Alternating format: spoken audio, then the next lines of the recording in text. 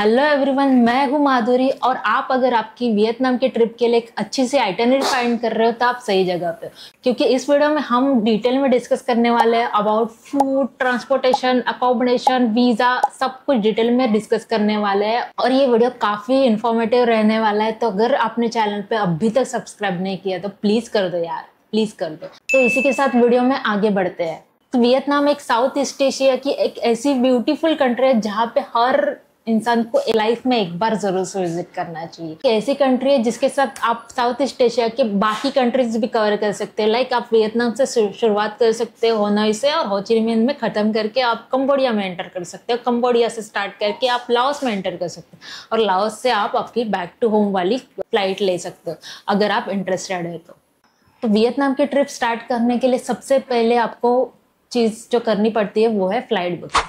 तो flight booking के लिए मैं सजेस्ट करूंगी, आप अगर प्लान कर रहे हो वियतनाम जाने का तो आप 3 मंथ्स प्रायर आपका टिकट बुक कर लेना। यहाँ पे आप कंपेयर कर सकते हो डिफरेंट वेबसाइट। यहाँ पे स्काई स्कैनर है, वीगो है, या फिर क्लियर ट्रिप है, मेक माई ट्रिप है, जो भी सारी वेबसाइट एक बार फ्लाइट बुक करने से आप कंपेयर करके आप यहाँ पे अपना टिकट बुक कर सकते हो। और मैं सजेस्ट करूंगी प्लीज 3 मंथ्स प्रायर बुक कर लेना, सो दैट आपको जो है कॉस्ट वाइज यहाँ पे ज़्यादा इफेक्ट ना गिरे फ्लाइट को लेके।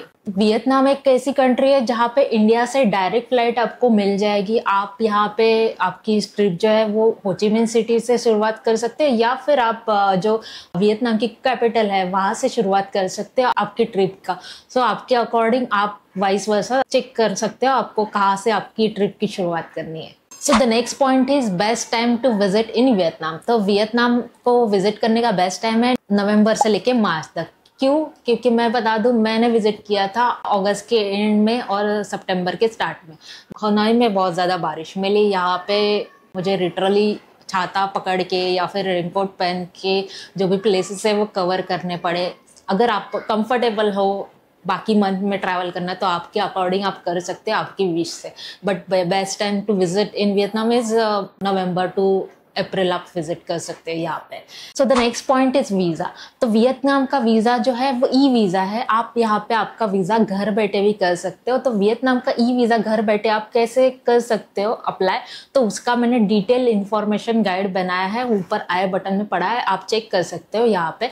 और आपका वीज़ा जो है आप घर बैठे कर सकते हो। और मैं सजेस्ट करूंगी आप 15 डेज प्रायर कर लेना आपका वीज़ा, क्योंकि यहाँ पे अगर आपका वीज़ा रिजेक्ट होता है आप प्री अप्लाई कर सकते हो आपके ट्रिप से पहले।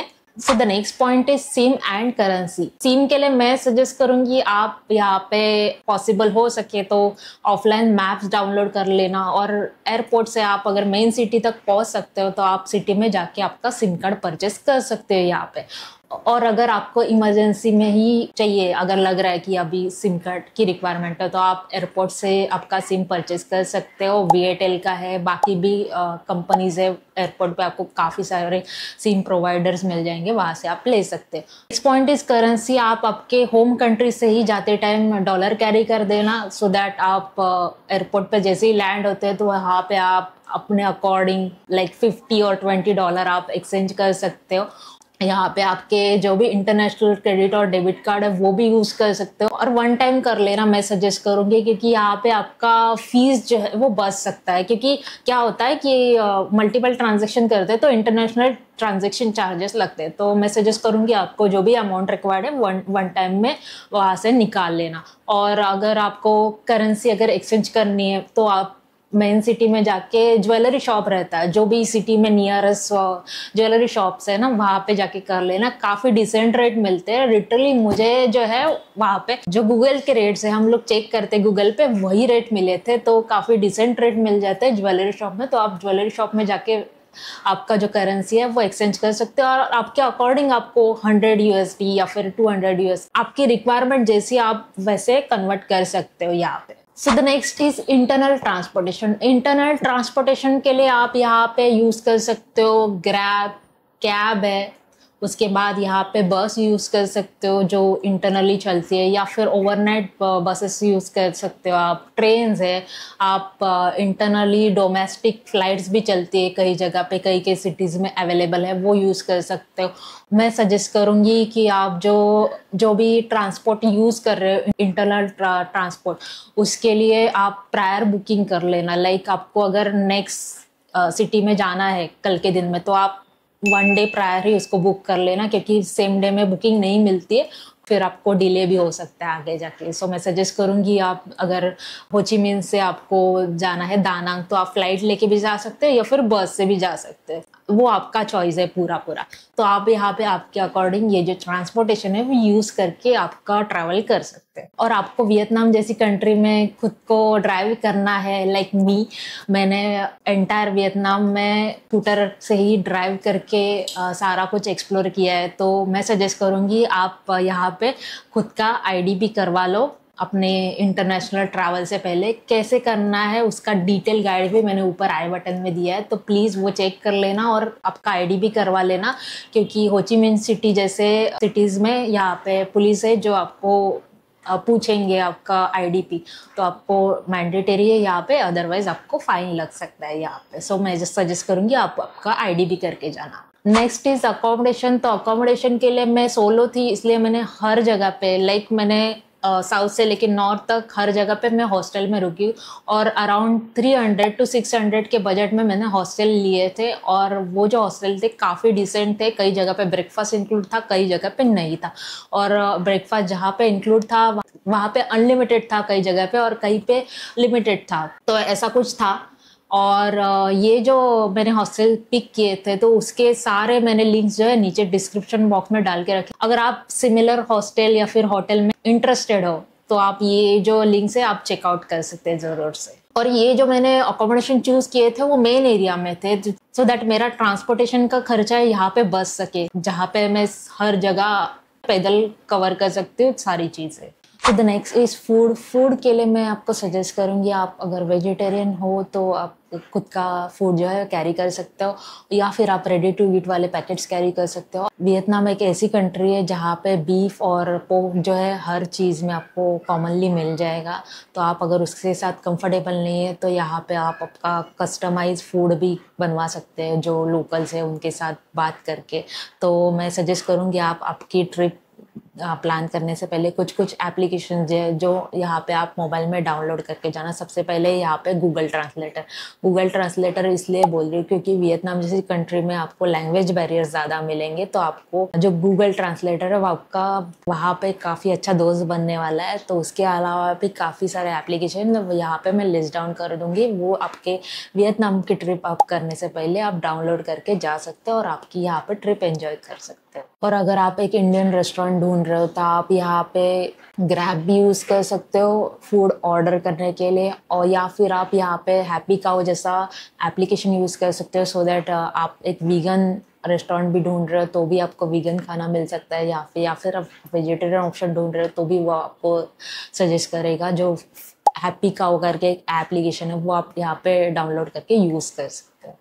सो द नेक्स्ट इज आइटनरी, जो इस वीडियो का मेन पार्ट है। तो वियतनाम जैसी लॉन्ग कंट्री को मैं सजेस्ट करूंगी एटलीस्ट 2 वीक्स के लिए प्लान करना, अगर नहीं पॉसिबल है तो एटलीस्ट 1 वीक के लिए प्लान करना। तो मैंने यहाँ पे 11 डेज स्पेंड किए थे, तो मेरी ये जो आइटनरी आप 7 डेज 15 डेज और या फिर एंटायर मंथ में भी यूज़ कर सकते हो, तो आपके अकॉर्डिंग इसको यूज़ करना है। तो स्टार्ट करते हैं डे 1 से। तो डे 1 में मैं सजेस्ट करूँगी आप आपके होम कंट्री से ट्रैवल करके आए हो, मैं यहाँ पे सजेस्ट करूँगी आप यहाँ पे थोड़ा रेस्ट कर लेना। ये वियतनाम जो कंट्री है यहाँ पे लैंग्वेज बैरियर्स है, यहाँ के लोग बड़े प्यारे। यहाँ पे पहुँचने के बाद थोड़ा सा आप ही पैदल वॉक करके इस कंट्री को समझने की कोशिश करना। वियतनाम एक अलग कंट्री है, इसकी अलग वाइब है, तो मैं सजेस्ट करूँगी जो ओल्ड क्वार्टर में अगर आपका स्टे है तो आप यहाँ पे नियर बाय जो भी प्लेसेस है, लाइक यहाँ पे स्वॉट टेम्पल है या फिर यहाँ पे हो वालू प्रिजन है, और शाम को आप यहाँ पे ट्रेन स्ट्रीट विजिट कर सकते हो। यहाँ पे आप ट्रेन को पास होते देख सकते हो।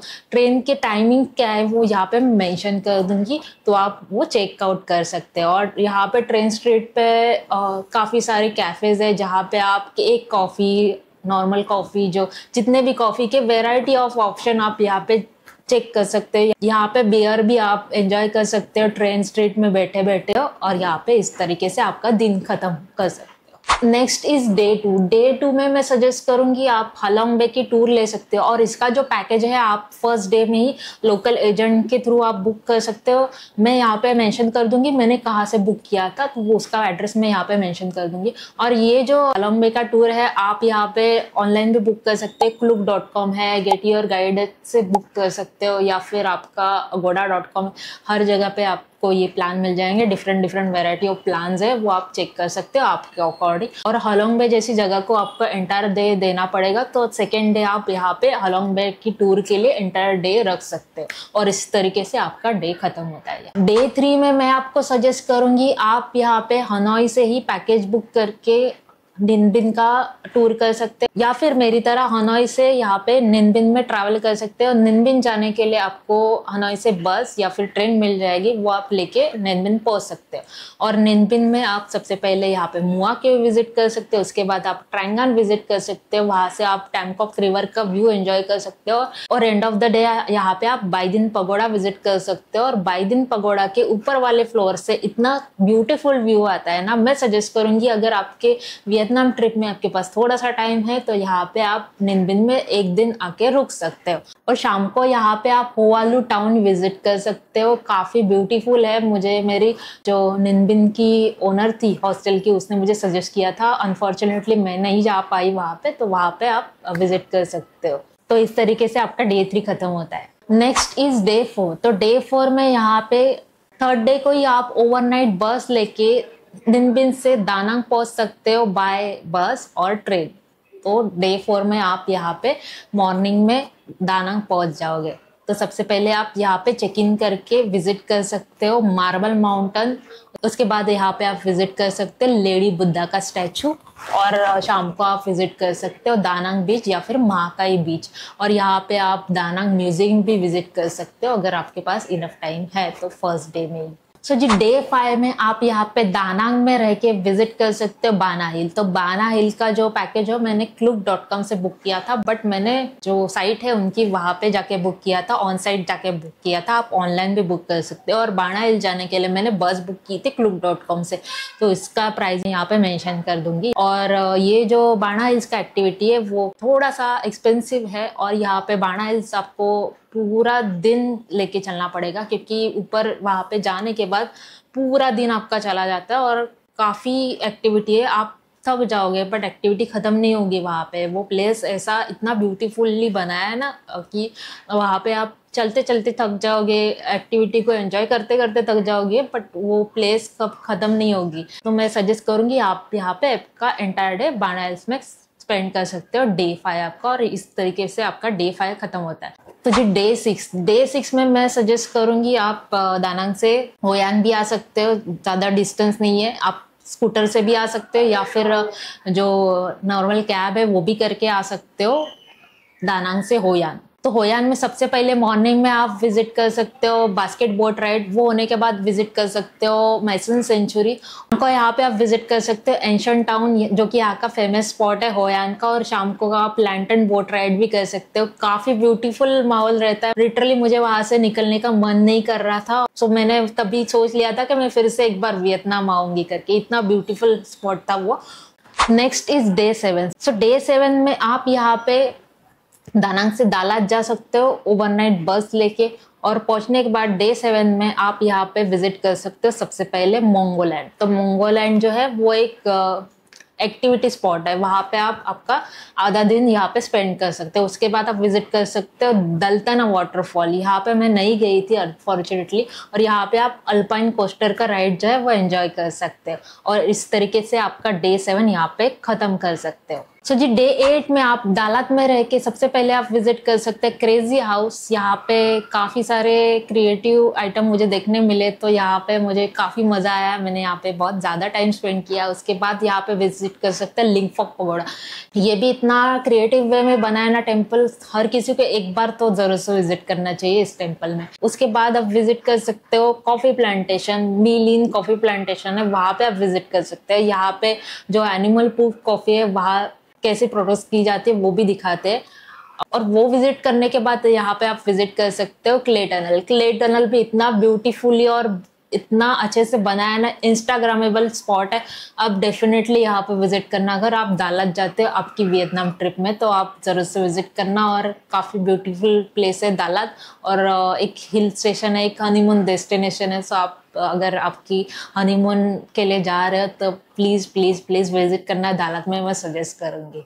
तो जी डे 9 में आप यहाँ पे ले सकते हो चूची टनल एंड मेकोंग डेल्टा का टूर। यहाँ पे हाफ ऑफ डे का आप टूर ले सकते हो, और ये टूर में ही आपका पूरा दिन जो है ऑक्यूपाई हो जाएगा, और यहाँ पे आपका इस तरीके से डे खत्म होता है। तो जी डे 10 में आप यहाँ पे आपका जो लास्ट डे है इस तरीके से स्पेंड कर सकते हो। यहाँ पे आप सिटी जो है इसको फील कर सकते हो पैदल ही घूम के, या फिर आप यहाँ पे सिटी टूर बस ले सकते हो जो पूरा आपको सिटी जो है वो बस से ही घुमाएगा, या फिर आप पैदल ही सारे प्लेसेस, पोस्ट ऑफिस में जा सकते हो, पोस्ट कार्ड खरीद सकते हो, या फिर यहाँ पे पिंक चर्च, वॉर म्यूजियम जा सकते हो, इंडिपेंडेंस पैलेस है वहाँ पे विजिट कर सकते हो, या फिर यहाँ पे कैफे अपार्टमेंट है वहाँ पे आप जा सकते हो, कॉफ़ी एंजॉय कर सकते हो यहाँ पे बैठ के। फैमिली मेम्बर्स है उनके लिए यहाँ पे जो मार्केट है वहाँ पे आप विजिट कर सकते हो, काफ़ी सारे सोवेनियर्स ले सकते हो, और यहाँ पे आप कॉफ़ी भी ले सकते हो। डिफरेंट टाइप्स ऑफ कॉफ़ी आपको मिल जाएंगी यहाँ के जो मार्केट है वहाँ पे, तो वो एज अ सोवेनियर या फिर गिफ्ट आइटम आप यहाँ पे ले सकते हो। तो इस तरीके से आपका जो डे 10 है वो खत्म होता है। इस डे 11, तो डे 11 में आप आपकी बैक टू होम वाली फ्लाइट ले सकते हो, और आपकी होम कंट्री में आप वापस जा सकते हो। इस तरीके से आपका ये एंटायर वियतनाम का ट्रिप मैंने काफ़ी इजी वे में समझाया है। अगर इसमें से कुछ भी रह गया होगा, आपको और भी इंफॉर्मेशन चाहिए तो आप कमेंट कर सकते हो नीचे। सो the next point is budget. तो मेरी ये ट्रिप जो थी वो 10 डेज की थी, तो मेरे अकॉर्डिंग मेरा जो खर्चा हुआ वो मैं आपके साथ यहाँ पे शेयर करने वाली हूँ। और 10 डेज की आपकी ट्रिप का कितना खर्चा आ सकता है वो आपको अंदाज़ा लग सकता है इसको देखने के बाद। तो सबसे पहले स्टार्ट करते हैं फ्लाइट से। तो फ्लाइट अगर आप 3 मंथ एटलीस्ट प्रायर बुक करते हो तो अराउंड आपको कॉस्ट करेगा 16 to 20,000 के आसपास। अगर आप स्काई स्कैनर या फिर आप डिस्काउंट वाली जो साइट्स है वो चेक करके आप बुक करते हैं तो आपको ये 16 to 20,000 के आसपास आपका एक्सपेंस जाएगा। सो the next is visa. Vietnam का वीज़ा जो है वो ई वीज़ा है, उसका कॉस्ट मुझे करा था अराउंड 2200 इंडियन रुपीज़ में। नेक्स्ट है इंश्योरेंस। तो इंश्योरेंस मैंडेटरी नहीं है एक वियतनाम की ट्रिप के लिए, बट मेरा जो ट्रिप था वो पूरा 1 मंथ लॉन्ग ट्रिप था, तो मैंने यहाँ पे मेरे सेफ्टी रीजन के लिए मिनिमम 1000 रुपए के अंदर का वाला इंश्योरेंस ले लिया था यहाँ पे। So the next is internal transportation. तो इंटरनल ट्रांसपोर्टेशन के लिए मुझे अराउंड खर्चा आया था 12,700। इसमें सब कुछ इंक्लूड था, लाइक आप प्रायर पे बुकिंग करते तो आपको 2 से 2,500 के बीच में पड़ेगा। तो इसके ये जो ट्रांसपोर्टेशन है इसमें सब कुछ इंक्लूड है, लाइक आप कैब, ग्रैब या फिर बसेस चलती है, ट्रेन चलती है, और डोमेस्टिक जो इंटरनल ट्रांसपोर्टेशन है वो सब इसमें इंक्लूड है इस कॉस्ट में। फूड का मुझे कॉस्ट आया था अराउंड दिन का 500 to 700 के बीच। अगर आप दिन का एक सॉलिड मील भी लेते हो तो इंडियन फूड में मैं बात कर रही हूँ तो आपको वो अराउंड 500 to 700 के आसपास जाएगा। तो पर डे का आप यहाँ पे पकड़ के चल सकते हो 500 to 700 के बीच में। अकोमोडेशन का मुझे यहाँ पे खर्चा आया था अराउंड, मैं हॉस्टल में रुकी थी तो मुझे अराउंड 500 to 700 के बीच में पर नाइट वाला स्टे लिया था। होटल आपको कॉस्ट करेंगे अराउंड 2000 से 2500 तक कॉस्ट करेंगे पर नाइट के लिए। ये आपका कम्प्लीटली चॉइस है, आपको हॉस्टल में रुकना है या फिर होटल में रुकना है। सो जिस ट्रांसपोर्टेशन के अंदर आप एक दिन के लिए स्कूटर रेंट करते हो तो आपको वो कॉस्ट करेगी अराउंड 300 to 500 के आसपास आपको कॉस्ट करेगी। अगर आप साइकिल रेंट करते हो वहाँ पे तो आपको कॉस्ट करेगी अराउंड 100 to 150 के आसपास पर डे की बात कर रही हूँ मैं यहाँ पे। और उसके अलावा आप अगर स्कूटर रेंट करते हो तो आपको उसका गैस वगैरह सब आपको ही फिल करवाना है। करेंसी एक्सचेंज का आप 1000 रुपए के आसपास पकड़ के चल सकते हो। उसके बाद नेक्स्ट है एक्टिविटी। तो एक्टिविटी का मुझे ओवरऑल कॉस्ट पड़ा था अराउंड 13,500। मैं यहाँ पे लिस्ट डाउन कर दूंगी मैंने इसमें क्या क्या एक्सपेंस किया। इसमें सबसे मेजर जो बड़ा खर्चा था वो बानाइस का था, और हर जगह का एंट्री फ़ी या फिर एक्टिविटी जहाँ पे भी मैं जो भी एक्टिविटी कर रही हूँ सबका इसमें इंक्लूडिंग कॉस्ट है, तो मैं यहाँ पे मेंशन कर दूंगी लिस्ट डाउन करके, तो आप वो चेकआउट कर सकते हैं। तो जी दोस्तों ये था मेरी 10 डेज वियतनाम ट्रिप का ओवरऑल बजट, जिसमें मैंने सब कुछ कवर किया है। इसको आप ओवरऑल कैलकुलेट करते हो तो अराउंड 50 to 60,000 के आसपास आपको ये कॉस्ट करेगी आपकी वियतनाम की ट्रिप। इसके अलावा आपको और भी वियतनाम सीरीज के बारे में डिटेल में जानना है तो मैंने इसके रिलेटेड डेडिकेटेड वीडियोस बना के रखी है, वो आप ऊपर आई बटन में जाके चेक कर सकते हैं या फिर नीचे डिस्क्रिप्शन बॉक्स में चेक कर सकते हैं। और अभी तक चैनल को नहीं सब्सक्राइब किया है तो प्लीज कर दे यार। आई होप इस वीडियो में मैंने सब कुछ कवर किया है। फिर भी आपके कुछ सवाल है तो आप नीचे कमेंट बॉक्स में पूछ सकते हैं। मैं मिलती हूँ आपको नेक्स्ट वीडियो में, तब तक के लिए बाय।